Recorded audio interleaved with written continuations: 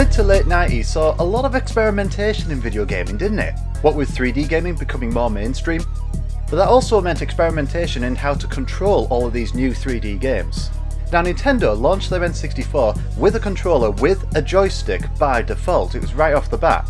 But the PlayStation 1 and the Saturn, the competitors at the time, they didn't have these at first, but they soon came out with their own revisions.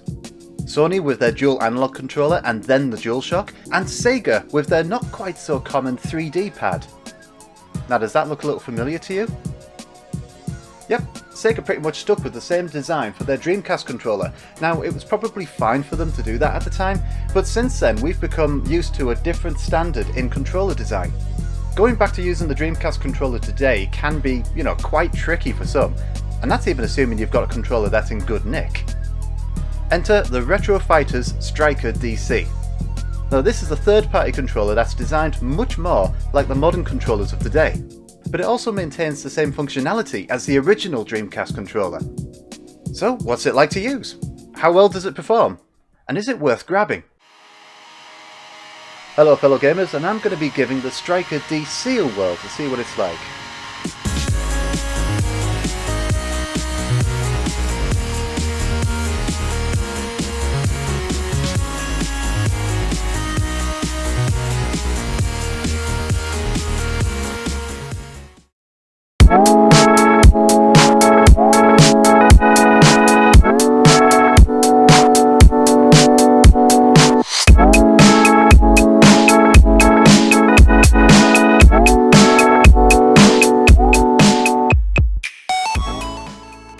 Now the StrikerDC, that released in April of 2020, it was just after all of the lockdowns here in the UK. So it's been out for a little over a year, but whenever I've tried to look it up, it's always been out of stock. I don't know if anyone else has had that problem, but I have noticed recently that a few online retailers are now starting to get some of them in stock, so I managed to grab one now. Now I'm not going to waste your time with an unboxing here, because really you just get the controller and a little bit of paperwork. Well, except maybe for a set of stickers and a keyring, both with the Retro Fighters mascot on them. Now I've never received a Retro Fighters controller before, so I didn't expect this at all, but I suspect this is probably standard with all of their controllers. So upon taking it out of the box, I noticed that it felt a little lighter compared to the original controller. However, I can confirm that it's got a very solid build, and there's absolutely no flex. I can twist it and turn it, there's no creaking or bending, absolutely nothing, it's completely solid. Now I very well couldn't ignore that 10-foot cable either, which is going to be very handy for larger rooms. But if you're playing your Dreamcast in a smaller room, just be sure to tie up any excess so you don't have any, accidents. Now my attention was first drawn to the joystick. I couldn't help but notice that it was considerably smaller than the original, and it's got a very different design. It's indented like most thumbsticks on controllers today, instead of it being domed shaped like the original, and it's got a rubberized coating over it for grip instead of using tiny little bumps. But the size of the joystick though, overall, that does concern me. It's a little more like a Nintendo Switch Joy-Con joystick. It's quite small, not compared to the original where that's nice and bulky. But we'll soon find out when we put it through its paces. Something else that confuses me as well is that it appears to have a thumbstick button, where you press it down to get another button press. This is something that's not present on the Dreamcast at all. Now I'm not sure if this is just how the joystick's designed, it will click naturally and it actually doesn't have a button, or if this is a modular piece that Retro Fighters are using on other controllers which does require it. Now moving down to the D-pad, I could tell straight away that it was bigger and much more sturdy. It's definitely improved on the original, because the original one, I found it was quite mushy and uncomfortable, but this new one feels nicer and it gives a clear click to indicate a successful press in any direction.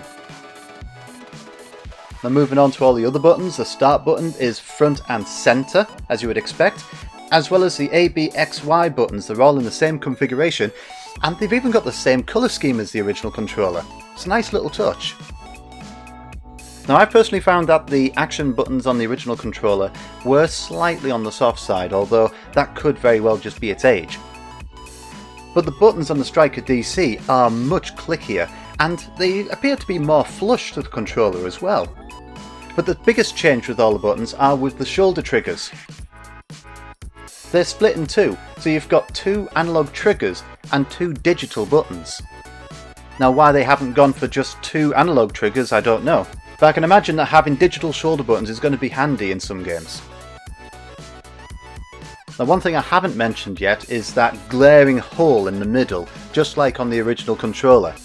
That's the window for the VMU, and yes, you can still connect 2 VMUs at a time, or even just 1 VMU and a jump pack at the back. In fact, Retrofighters claim that this is compatible with all of the Dreamcast's first-party card accessories. Now something I noticed pretty quickly with these slots is that the rails used to guide them in are of different thicknesses. If I were to slide an accessory into the rear slot, it'll slide in perfectly fine, no issues. But with the front one, it's kind of finicky, it's a bit of a tight fit. Now I don't know why the different thicknesses, maybe it's part of the manufacturing process, maybe it's to make the front VMU a little more secure. But I guess if you're not playing enough games that need a VMU, then perhaps only the one will suffice, you can just put it in there and then just forget about it. But one thing that I do like that they've kept is the cutout on the rear slot so the jump pack can click in securely. Now I do really like that they are supporting all the first party accessories, unlike certain other third party retro controllers. But there is one unavoidable problem with this kind of support. This controller definitely shows just how aged the accessories are. I mean, just look at that colour difference. And lastly, while we're around the back here, there's something worth mentioning that I think that's going to have so many of you jumping for joy. The cable points upwards, not downwards! The downwards facing cable on the original controller was such a bloody palaver, and I'm glad to see it's not mimicked on the StrikerDC. Right, enough talk, it's time for action. Let's try the StrikerDC out on a few games. So the first game I tried it on, and y'all could see it coming a mile away, it's Sonic Adventure. So my initial impressions of using this controller while playing Sonic Adventure, straight away, it fits in the hand very nicely. It almost felt like I was using an Xbox One controller. Now I mentioned earlier that the controller did feel kinda light compared to the original, but having the VMU and the jump pack inserted definitely gives the controller more noticeable weight. Now as many of us already know, on Sonic Adventure you'd control the camera by using the shoulder triggers, but when I was playing it this time I was using the digital buttons instead of the triggers. And I must say I rather liked using those, although it's no replacement really for a second analog stick, but having less travel on the shoulder buttons for the camera control was definitely welcome. But I've got to admit, the biggest thing that I took away from playing Sonic Adventure with this was just how comfortable the controller truly is.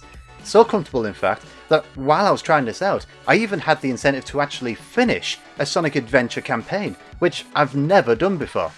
Purely out of how uncomfortable the original Dreamcast controller can be. Now next up I tried Sega Rally 2.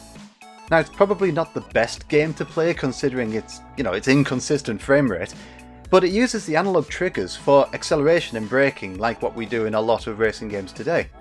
Now on the original controller, I found these hard to reach when I was holding the controller normally in gameplay. Now I don't know about everyone else, but I found the analog triggers to be positioned a little too low for my liking. So I'd have to hold the controller slightly differently, which was a little awkward. But I had none of these problems with the StrikerDC.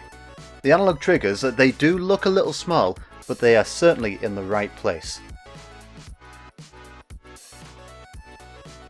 Now last up, I tried Soulcalibur. Now I put this on because I wanted to try a combination of the joystick and the D-pad in a fighting game. And yeah, admittedly, I'm a complete noob at Soulcalibur, but I can say that the joystick definitely had enough grip that my thumb wasn't sliding off of it. And it moved around very smoothly as well.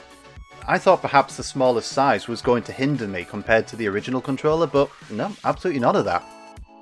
The D-pad worked very well in this game too, because I could easily feel which direction I was pressing. Now, like with many other third-party controllers, the StrikerDC also has a turbo option, so I decided to give that a go with Soulcalibur. It works pretty much the same as other controllers' turbo options. You press the turbo button and then one of the front-facing buttons to enable turbo for that button. And if you wanted to reset everything to normal, you can just press the clear button, which is right there next to the action buttons. Now the turbo works as expected, there was nothing really to write home about. Though I did notice that there was no turbo indicator like with many of the other third-party controllers I've tried. There was no flashing light to indicate whether turbo was enabled for a particular button. So it's up to you to remember what configuration you've set up. But you don't need to worry about the turbo persisting between sessions, because it will reset itself when the controller is unplugged or when the console is turned off. So, after all that, am I going to recommend this controller? Yes, I definitely recommend this controller for anyone who wants to play Dreamcast games on original hardware. Now I know the price is considerably higher than getting an official second-hand controller today, but the quality of those are going to be hit and miss, and this is far more comfortable. I mean, any controller that is comfortable enough to let me finish a game for the first time has got to be commended. So if you're after one of these, I've left the link in the description to where I bought mine from. I don't get any commission or anything, it's just for transparency, that's where I bought it from. Now, I am expecting more third-party retro controllers to be delivered over the next few weeks, so I'm going to be doing a few more videos like this. If you want to see how those turned out, feel free to subscribe down below. Now, have you been trying out any modern third-party controllers on retro consoles recently? Let everyone know your experience in the comments. But I'm going to sign off now, thanks very much for watching. Leave a like if you liked the video, and I'll catch you all next time.